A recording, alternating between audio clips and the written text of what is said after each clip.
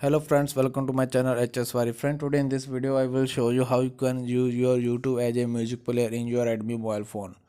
So first of all I will show you that I am using Redmi mobile phone. Here you can see in about phone. Now what you have to do, you have to go to your mobile phone settings, special features, and here you will get this video toolbox.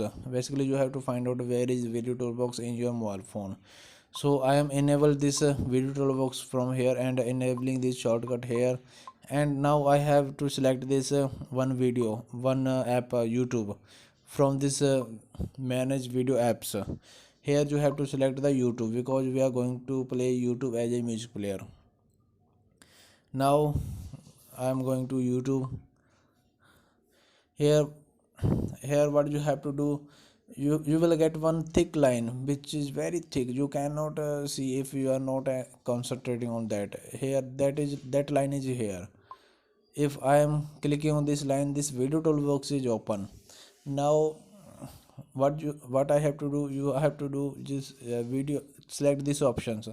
After playing some video you have to select this option, play video sound with screen off. Play video sound with screen off, you have to select this option after playing some video.